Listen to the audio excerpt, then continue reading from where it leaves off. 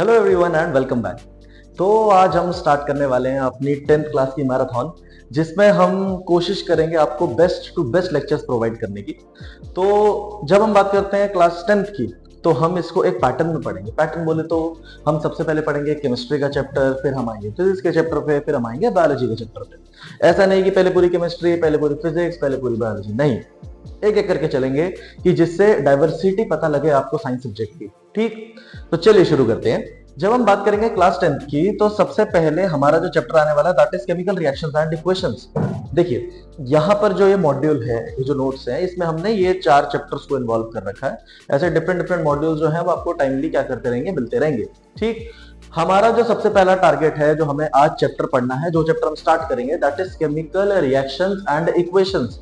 तो सबसे पहले इस चैप्टर में आगे बढ़ने से पहले मेरा आपसे एक क्वेश्चन है कि आप कुछ चीजों को रिकॉल करें बिफोर वी स्टार्ट।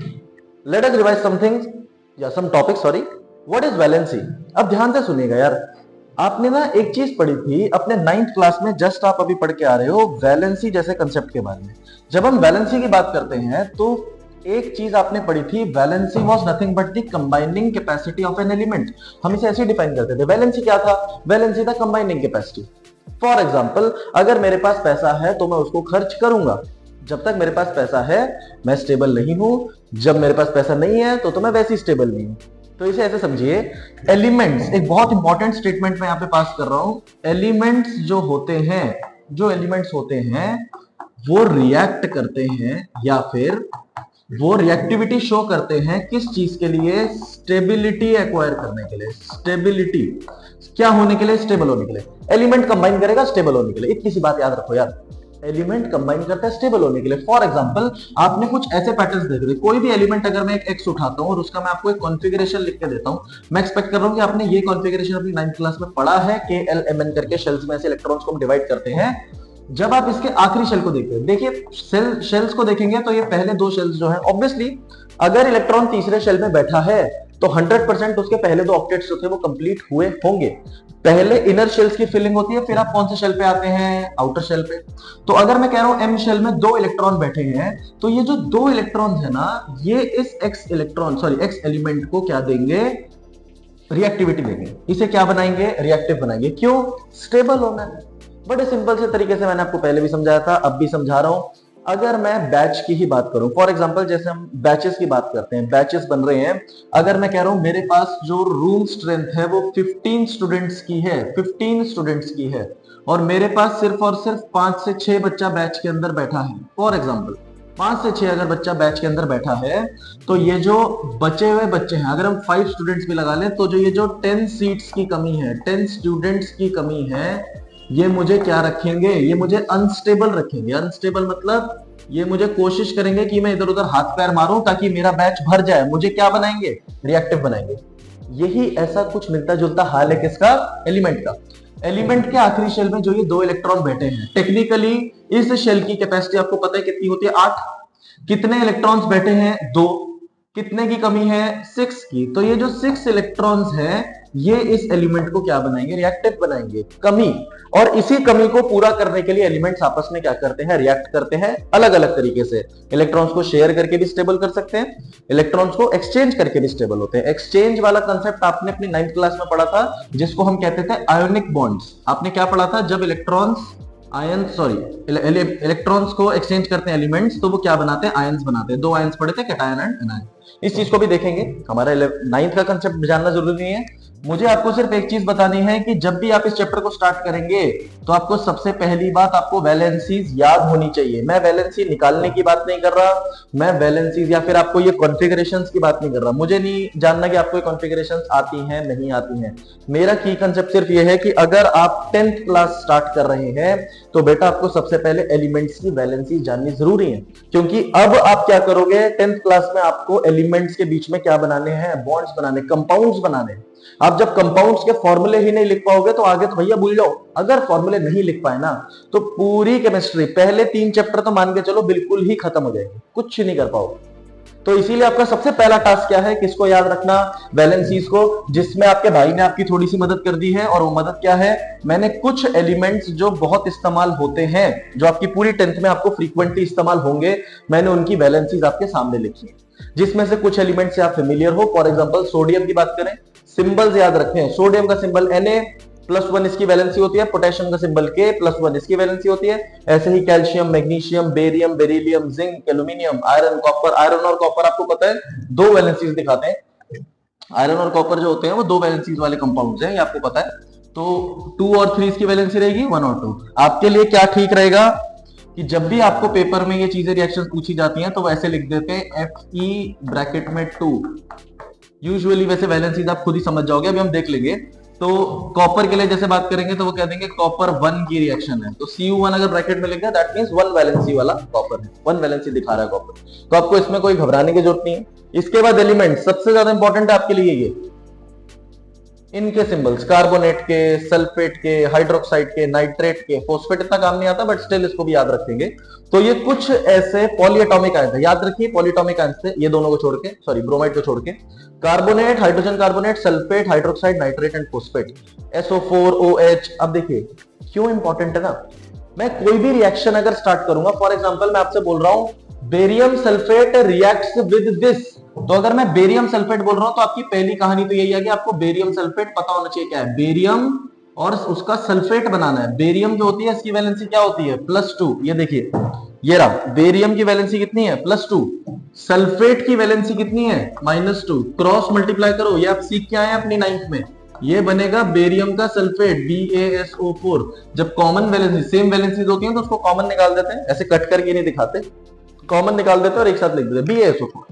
ये मेरा काम है कि आपको ये चीजें याद करनी पड़ेंगी। वैलेंसीज जब तक याद नहीं होंगी तब तक आपको आगे चैप्टर में कुछ भी समझ नहीं आएगा। अगर नहीं माननी बात तो ट्राई करके देख लो, मत याद करो, और उसके बाद जब चैप्टर स्टार्ट होगा ना फिर अपना स्ट्रगल देखना, कैसे स्ट्रगल करोगे आप। इसीलिए बोल रहा हूं पहले वैलेंसीज को अच्छे से याद कर लीजिए, जब ये याद हो जाए उसके बाद देखो कैसे चैप्टर चलता जाएगा। ठीक, तो चलिए आगे बढ़ते हैं। ये चीज आप देख लीजिएगा, वैलेंसीज आपके लिए इंपॉर्टेंट है। ये वैलेंसी जब आपको याद हो जाए, ये टेबल आपके 9th क्लास के टेक्स्ट बुक में भी है, तो घबराने की चीज नहीं है। अब शुरू करते हैं हमारा main chapter, what is a chemical reaction. ये देखो गलत रिएक्शन कर दी दीदी ने, दीदी जल गई, ये चीज याद रखनी है।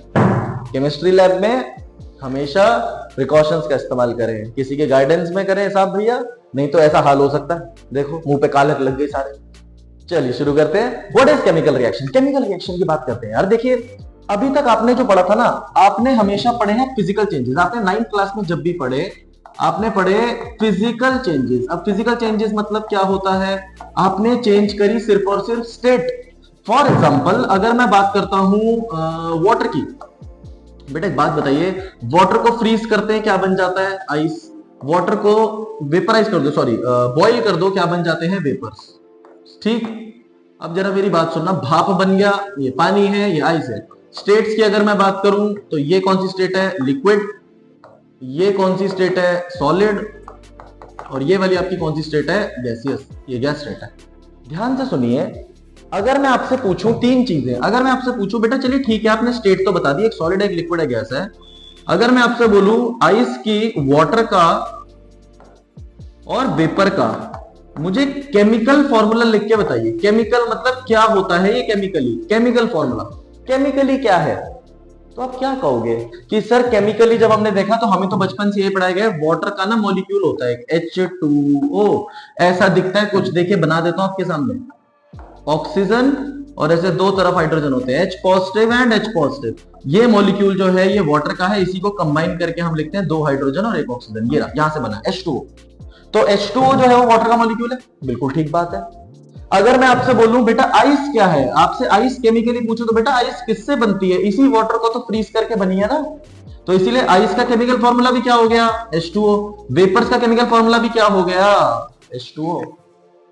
तो अगर मैं आपसे बोलूं कि मैंने वाटर को फ्रीज करके आइस बनाया, तो क्या यहां पर केमिकली कुछ चेंज हुआ, नहीं, सिर्फ कौन सी प्रॉपर्टी में चेंज हुआ है, फिजिकल प्रॉपर्टी। मैं लिक्विड से कौन सी स्टेट में चला गया, सॉलिड स्टेट में, this is called physical change. Physical change मतलब टेम्परेरी चेंजेस, आप इनसे खेल सकते हो, छेड़छाड़। अगर मैं पानी के अंदर कुछ ऐसा कर दूं जिसकी वजह से उसकी केमिकल प्रॉपर्टीज बदल जाएं, ऐसे चेंजेस को हम क्या कहते हैं? Chemical changes. और ऐसी रिएक्शंस को हम क्या कहते हैं? Chemical reactions. अब ध्यान से समझिएगा। फॉर एग्जांपल इसी रिएक्शन में आगे देखिए जरा, अगर मैं आपसे बात करूं, देखिए आयरन की बात हो रही है, ये भाई है हमारे आयरन मैन, इनके सूट पे भी जंग ना लग जाए।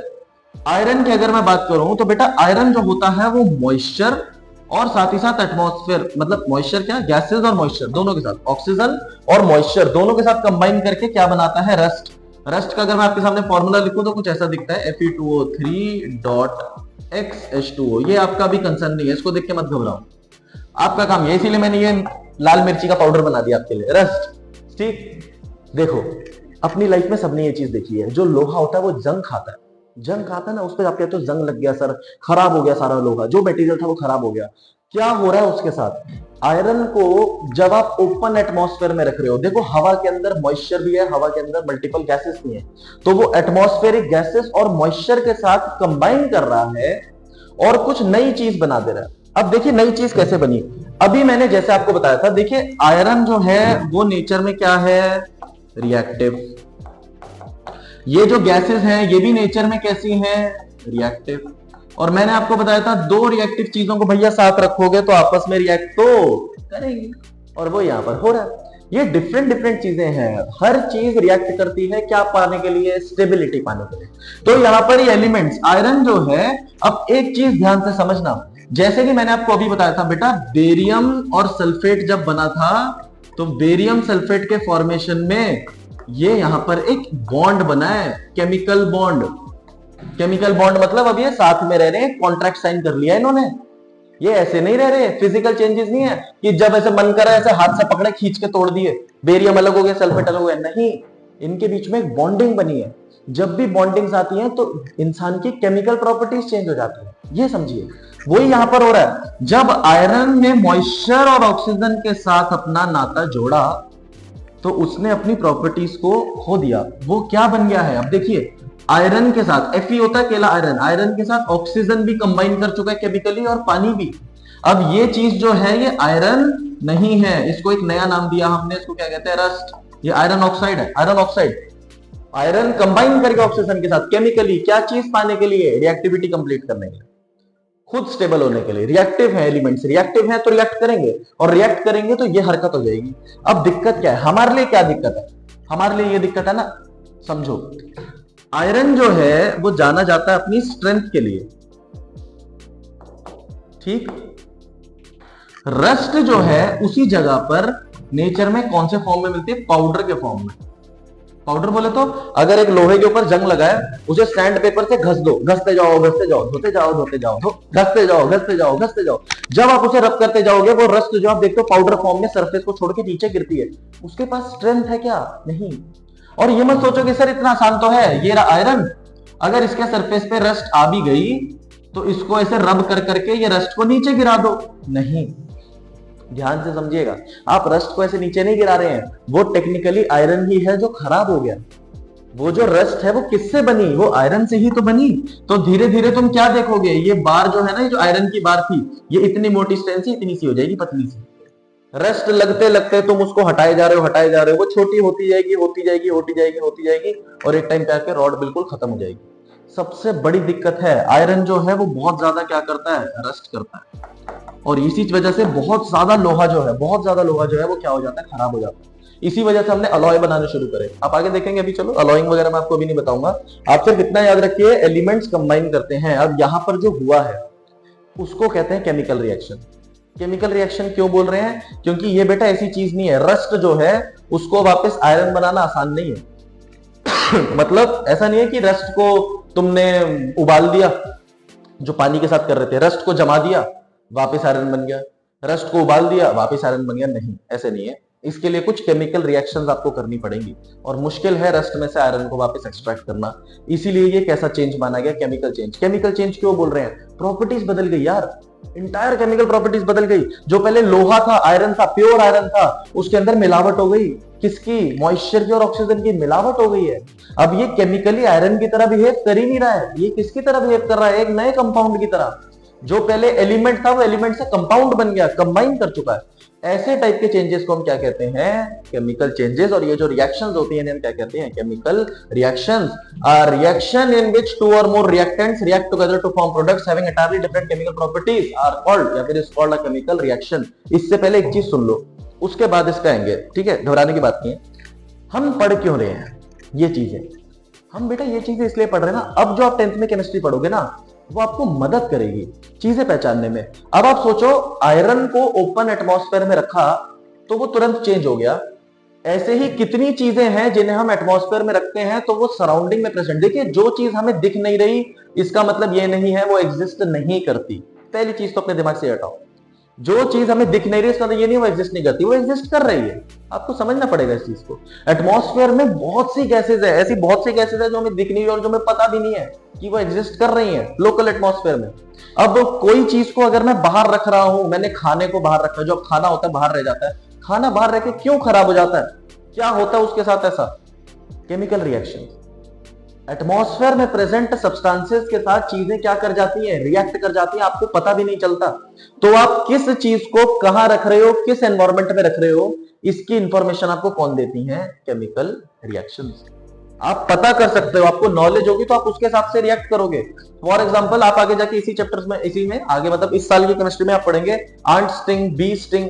अब जैसे वास्प स्टिंग हो गया, आर्ट स्टिंग हो गई, बी स्टिंग हो गई, ततैया जो काटता है, मधुमक्खी जब काट लेती है, चींटी जब काटती है, तो वो आपकी बॉडी में क्या इंजेक्ट कर रहे हैं, एसिड इंजेक्ट कर रहे हैं, बेस इंजेक्ट कर रहे हैं, उसी के हिसाब से ट्रीटमेंट होगा, उसी के हिसाब से ट्रीटमेंट होगा।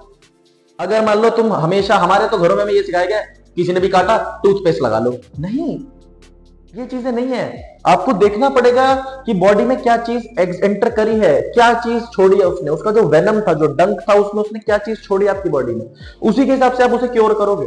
तो वो क्या है, सब केमिकल रिएक्शंस। ये चीजें आपकी बॉडी में रिएक्ट करती हैं, आपके स्किन के साथ रिएक्ट कर रही है, आपकी बॉडी के अंदर रिएक्ट कर रही है। अरे मेडिसिन लेते हो यार आप, कभी कभी आप कहते हैं ना मेडिसिन रिएक्ट कर गई, ब्लड में रिएक्ट कर गई, मेडिसिन जो खाई उसकी वजह से रिएक्शन हो गया, वो क्या रिएक्शन है, ये रिएक्शन है। ऐसी रिएक्शंस जो कुछ नए सब्सटेंसेस को बना देते हैं जिनकी केमिकल प्रॉपर्टीज बिल्कुल अलग है, और वो सब्सटेंस कैसे बिहेव करेगा ये अनप्रेडिक्टेबल है। ऐसी रिएक्शंस को हम क्या कहते हैं, केमिकल रिएक्शंस। अब इस चीज को वाइंड अप करते हैं, ज्यादा भावनाओं में नहीं भाएंगे, ठीक है। अब जब आप इसे देखोगे बेटा, केमिकल रिएक्शन को लिखने का एक तरीका है, हम जिन जिन चीजों को ऐड कर रहे हैं या जिन जिन चीजों के बीच में रिएक्शन करा रहे हैं उन्हें हम लिखते हैं हमेशा एरो के। ये जो एरो है इसके लेफ्ट साइड में देखिए, हे वी आर रिएक्टेंट्स। जो ये होते हैं, जो एलिमेंट्स या जो सब्सटेंसेस आपस में कंबाइन कर रहे हैं उन्हें हम कहते हैं रिएक्टेंट्स। जो कंबाइन करने के बाद नई चीज बनी उसको मैं क्या कहता हूं, प्रोडक्ट। ये चीज देखिए, ये इंपॉर्टेंट है। जो कंबाइन करने के बाद बना वो है प्रोडक्ट, जो कंबाइन कर, जो चीजें कंबाइन करी या जो चीजें आपस में रिएक्ट करी, कंबाइन नहीं बोलेंगे गलत रहेगा, जो चीजें आपस में रिएक्ट करी उन्हें मैं क्या कहूंगा, रिएक्टेंट्स। हमने नाम दिए तो जो चीजों को रिएक्ट करा रहे, फॉर एग्जांपल यहाँ पे आयरन, मॉइस्चर, ऑक्सीजन, ये सब क्या है, रिएक्टेंट्स। जो बना रस्ट वो क्या है, प्रोडक्ट। तो उसी के बेसिस पर ये डेफिनेशन दी गई है। अगर आपसे पूछा जाता है डिफाइन अ केमिकल रिएक्शन, आप उसको कैसे डिफाइन करेंगे, आपकी डेफिनेशन में ये टर्म्स होने चाहिए, a reaction in which two or more reactants, very good, react together to form products, very good. Product कैसा होना चाहिए, जिसकी प्रॉपर्टीज एंटायरली डिफरेंट हो, किससे, रिएक्टेंट से। हैविंग एंटायरली डिफरेंट कौन सी प्रॉपर्टीज, केमिकल प्रॉपर्टीज। देखिए बड़ा सिंपल सा तरीका है। एक अगर मैं आपके सामने ऐसे रिएक्शन लिखूं, H2 plus O2 will give H2O। यहां पर हाइड्रोजन और ऑक्सीजन केमिकली कंबाइन करे हैं, पानी बना रहे हैं। अब जरा देखिएगा, हाइड्रोजन कैसी गैस है बेटा, हाइड्रोजन फ्लेमेबल गैस है, बहुत जल्दी आग पकड़ती है। ऑक्सीजन सपोर्टर ऑफ कंबशन है। सपोर्टर ऑफ कंबशन मतलब इसकी वजह, इसके बिना आग नहीं लग सकती, कंबशन नहीं होगा इसका, कोमोलिका ये आग लगाती है। चलो H2O की बात करते हैं। बेटा एक बात बताओ, इन दोनों की प्रॉपर्टीज H2O में देखने को कमी मिलेंगी। ये हाईली फ्लेमेबल है, ये सपोर्टर ऑफ कंबशन है। भाई साहब पानी जो है उसमें आग लग सकती है क्या, हाईली फ्लेमेबल का मतलब क्या होता है, बहुत जल्दी आग पकड़ जाता है, बहुत जल्दी फ्यूल की तरह इस्तेमाल करा जाता है, आग पकड़ जाता है बहुत जल्दी। तो H2O जो है उसके पास क्या है, इनसे मिलती जुलती कुछ प्रॉपर्टीज हैं, नहीं। ऑक्सीजन तो सांस लेने में भी मदद करती है, हमें जरूरी है, बट पानी को सूंघ सकते होगे, इनहेलेशन पानी का थोड़ी करोगे कि सर इसके अंदर भी तो ऑक्सीजन है, यहां से ले लेते हैं, नहीं। इसके अंदर जो ऑक्सीजन है वो कंबाइंड फॉर्म में है, ये पूरा मॉलिक्यूल है H2O। ऑक्सीजन को इनहेल करोगे साथ में H2 साथ में आ जाएगी। ये चीज समझिए। तो यहां पर केमिकल प्रॉपर्टीज एंटायरली बदल गई। जो ऑक्सीजन और हाइड्रोजन की प्रॉपर्टी है वो वाटर की प्रॉपर्टी उनसे एंटायरली क्या है, डिफरेंट है। ऐसी ही टाइप को रिएक्शन को मैं क्या कहता हूं, केमिकल रिएक्शन। होप आपको समझ आया हो। आगे बढ़ रहे हैं बेटा, चलिए देखिए ये चीज आप देख लीजिएगा। The substances that take part in the chemical reaction and undergo chemical changes are called reactants. जो मैंने आपको अभी बताया, जो जो चीजें आपस में कंबाइन कर रही हैं या पार्टिसिपेट कर रही हैं केमिकल रिएक्शन में, उन्हें क्या कहते हैं, रिएक्टेंट्स। जो रिएक्ट करने के बाद बना उसे मैं क्या कहता हूं, प्रोडक्ट्स। ये चीज आपको याद रखनी है, ये प्रोडक्ट्स हैं, ये रिएक्टेंट्स हैं, ठीक। अब बात करते हैं identification of chemical reactions. Identification of chemical reactions, इसे ध्यान से देखिएगा, कैसे आइडेंटिफाई करें। अब देखिए, मैं आपके सामने आया, मान लेते हैं, ठीक है, मैं आपके सामने आया और मैंने दो टेस्ट ट्यूब ली, उन दोनों में कलरलेस सॉल्यूशन है, ठीक है। कलरलेस मतलब ट्रांसपेरेंट, एकदम पानी लग रहा है। मैंने उन दोनों को मिलाया और मिलाने के बाद भी वो ट्रांसपेरेंट ही रहा। और मैं आपसे कह रहा हूं, ओ भाई देखियो क्या बढ़िया रिएक्शन हुई है। तुम कहोगे यार दिख तो कुछ भी नहीं रहा, बट सर कह रहे हैं तो हुई होगी रिएक्शन। नहीं, कभी कभी क्या होता है, कुछ केसेस में, मतलब मोस्ट ऑफ द रिएक्शंस में आपको क्या देखने को मिलेगा, कुछ कंट्रास्टिंग फीचर्स देखेंगे। देखो ऑब्जर्वेशन, तुम कैसे ऑब्जर्व कर सकते हो, या तो देख के। कभी कभी क्या होता है, रिएक्शंस में कुछ ऐसी ऑब्जर्वेशन आती हैं जो तुम्हें आइडेंटिफाई करने में मदद कर देती है कि आप ये कुछ तो हुआ है, ठीक। तो ऑब्जर्वेशन में क्या आएगा, सेंस, देखना। देखकर सुन तो सकते नहीं, ऐसा नहीं है कि सर सुन रहे हैं, वो टेस्ट ट्यूब में से बोल रही है भैया रिएक्शन हो गई, नहीं ना। तो इसीलिए सुनने वाला कंसेप्ट यहाँ पे नहीं है, देखने का कंसेप्ट है, ऑर्डर का कंसेप्ट है, स्मेल और सेंस करने का। जैसे मैं टेस्ट ट्यूब को टच कर रहा हूं, अभी देखेंगे क्यों बोल रहा हूं सेंसेस। टच का मैं वो फिजिकल टच, ऑर्डर और विजन, इन तीन से आप क्या कर सकते हो, आइडेंटिफाई कर सकते हो। कभी कभी कुछ रिएक्शंस कैसी होती है, आप ध्यान से देख लीजिएगा, सारी रिएक्शंस में ऑब्जर्वेशन नहीं होती बेटा, कुछ रिएक्शंस में। कभी कभी कुछ रिएक्शंस में क्या होता है, आपको चेंज इन स्टेट देखने को मिलेगा। तो ये एक इंडिकेशन है कि भैया हाँ सॉलिड से लिक्विड में आ गया, लिक्विड से गैस में आ गया, तो एक इंडिकेशन है कि यहाँ कुछ तो हो रहा है। परफेक्ट कंफर्मेशन नहीं है, बट हाँ कुछ तो हो रहा है, कुछ रिएक्शन हो सकती है, क्योंकि कुछ चेंजेस देखने को मिले। फॉर एग्जाम्पल आप ये मान लीजिए, आपने एक स्टोन लिया था, जैसे पत्थर होता है, ठीक है, आप उसको हीट करना शुरू करा और वो पत्थर धीरे धीरे आपको दिख रहा है श्रिंक हो रहा है, छोटा होता जा रहा है, छोटा होता जा रहा है, छोटा होता जा रहा है। मतलब वो क्या कर रहा है, भाप बन के उड़ रहा है। एग्जाम्पल दे रहा हूं मैं, ऐसा कुछ वो नहीं है। तो ऐसे अगर आपको स्टेट चेंज होती दिख रही है, तो आप कहेंगे कि यस कुछ ना कुछ रिएक्शन तो हो रही है, ठीक। ऐसे ही चेंज इन कलर, सबसे अच्छा तरीका, जैसे सामने मान लीजिए, जैसे मैंने आपको अभी बताया था, मैंने दो कलरलेस टेस्ट ट्यूब ली, टेस्ट ट्यूब के अंदर जो सॉल्यूशन है वो कलरलेस है। जब मैं उन दोनों को मिला रहा हूं, मान लेते हैं कोई अनोखा कलर बन गया, फॉर एग्जांपल ऐसे येलोइश या ब्लूइश कलर बन गए, तो आप कहोगे कि सर ये तो जादू हो गया, अभी तो दोनों सॉल्यूशन कलरलेस थे, जैसे आपने मिलाया कलर आ गया, इसका मतलब कुछ तो हुआ है। और वो जो कुछ ही है वो ही कौन है, केमिकल रिएक्शन। तो आइडेंटिफाई कर सकते हो, देखा सामने से देखा कि भैया चेंज हुआ है, और चेंज हुआ है तो केमिकल रिएक्शन हुई है। इसीलिए चेंज इन कलर भी एक तरीका बन सकता है आइडेंटिफाई करने का कि हाँ भैया केमिकल रिएक्शन हुई है। ऐसे ही कौन हो सकते हैं, एवोल्यूशन ऑफ गैसेस। देखो एवोल्यूशन ऑफ गैसेस में ये मत कहना कि सर अगर आप किसी भी चीज को हीट करते हो तो उसमें से ऐसे धुआं तो निकल ही जाता है, वो गैसेस तो नहीं है। एवोल्यूशन ऑफ गैसेस का मतलब क्या है, कुछ गैसेस जो होती है ना बेटा, वो ऑर्डर वाली होती है, मतलब उनके पास कुछ फ्रेग्रेंस होगी, ऑर्डर होगी, और साथ ही साथ उनके पास क्या हो सकता है, कलर भी हो सकता है। जैसे नाइट्रोजन गैस के ब्राउन फ्यूम्स होते हैं, ब्रोमीन गैस के भी रेडिश ब्राउन फ्यूम्स होते हैं। मतलब अगर मान लो मैं कुछ रिएक्शन कर रहा हूं और उस रिएक्शन में ब्रोमीन गैस बन के बाहर आई, जब ब्रोमीन गैस बाहर आएगी ना तो उसके रेडिश ब्राउन फ्यूम्स दिखेंगे। तो अगर ऐसे कलर्ड धुआं दिखने लगे तो मानोगे ना कि कुछ हो गया है, कुछ रिएक्शन हुई है। कलर्ड धुआं नॉर्मल केसेस में तो नहीं निकलता, जो कलर धुआं होता है वो नॉर्मल केसेस में तो नहीं निकलता। ये चीज आपको समझनी है, ठीक। ऐसे ही जब हम इसकी बात करेंगे एवोल्यूशन ऑफ गैस की, तो एक होता है क्या, कलर्ड फ्लेम्स, मतलब सॉरी फ्लेम्स नहीं, फ्यूम्स, जो धुआं है वो कलर्ड निकल रहा है, ठीक। और एक क्या हो सकता है यहाँ पे, ऑर्डर मतलब कुछ ऐसी गैसेस प्रोड्यूस हो गई जिनकी एक कैरेक्टरिस्टिक स्मेल है। मतलब तुम स्मेल कर रहे हो और तुम्हें पता लग रहा है कि नॉर्मल कोई ऑक्सीजन वगैरह या अपनी ऐसी एटमॉस्फेरिक गैस तो नहीं है, कुछ नया प्रोड्यूस हुआ है।